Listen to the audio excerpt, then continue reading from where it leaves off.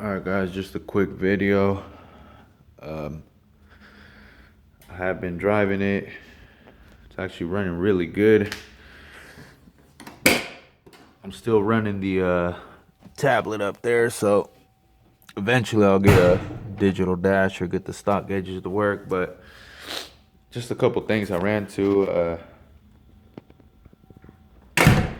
with the exhaust. I have the BBK long tubes with the T56 Magnum. I mean, not the Magnum, I'm sorry, with the Cobra T56.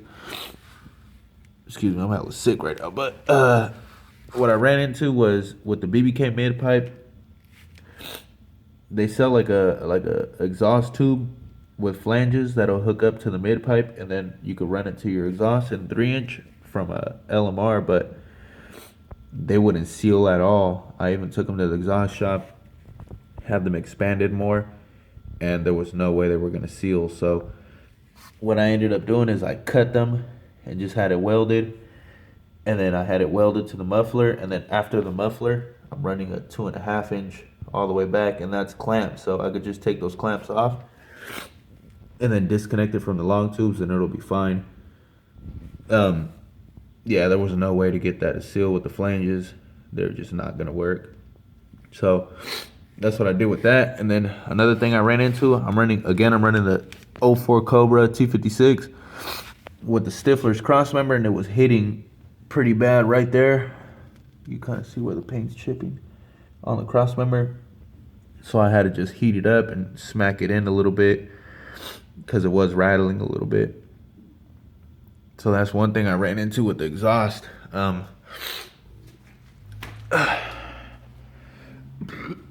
Another thing, excuse me, like I said, I'm fucking sick. Another thing is, for some reason, I don't know if it's my radiator cap or maybe like it's too much pressure or something. Hold on, let me fix my hood real quick. So it's squirting out a little bit. You can kind of see like right here where it's splashing. It's barely anything, but it's like splashing out a little bit from the radiator cap or the hose. So I just put this rag on there for now because I've been driving it to work and driving around, just putting miles on it. Everything's actually working really good. I haven't had any issues besides that little exhaust thing. It was hitting on the cross member, so I had to take off the mid pipe and smack it up a little bit to get it to clear. Again, that's the 3-inch mid pipe from BBK with the BBK long tubes and the Stifler's cross member with the T56. So I don't know if you guys are running something else, you might not have issues or have different issues, whatever, but that's what I'm running on that. Yeah, something right here. So what I'm thinking is I'm probably just gonna run the 11 to 14 radiator with the 11 to 14 fan. This one is from a Thunderbird, and it works fucking perfect. Like my car stays at like, the only thing I noticed is the fans kick on like at 185, and then they'll just stay on the whole time that the car's running. So I think with like a handheld tuner, you'll be able to turn it up to where they kick on like at 190, and then the fan will drop it down to like 185, and then it'll like kick on and off. But I don't see anything past the 195, and that's like at a red light for a couple minutes. Other than that, I have been driving it. Hopefully tomorrow I'll get like an exhaust clip or driving it. I still have the 4-cylinder rear end, so I haven't really beat it up too much. I have been doing like little rolls and stuff, like second gear pulls, and it actually pulls pretty good. I actually raced a Hellcat today, second gear, fucking ate him up. At first, it didn't have the front sway bar or the rear sway bar because it's the original 4-cylinder, so it didn't have a rear sway bar, and the front sway bar isn't going to fit, so I had to run an SN95 sway bar. Kind of show you guys real quick. I had to like run some spacers underneath it to kind of push it down a little bit because it was hitting the oil filter right there. It clears it fine now, but that's a sway bar off of a 95. And that helped it a lot. And then I put the rear sway bar, just a regular V8 rear sway bar.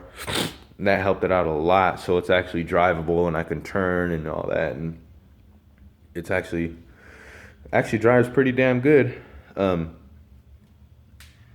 I have the Maximum Motorsports manual brake kit, and it does fucking suck. I have a proportioning valve that helped it out a lot, but apparently from what I've been reading, manual brakes work a lot better if you have big brakes, like let's say Cobra brakes in the front, disc brakes in the rear. When I talked to Power by the Hour a while back to find out what master cylinder they were running, they told me that they were running it with like disc brakes all around. And I have, again, the 4-cylinder brakes in the front, 4-cylinder rear end drum. So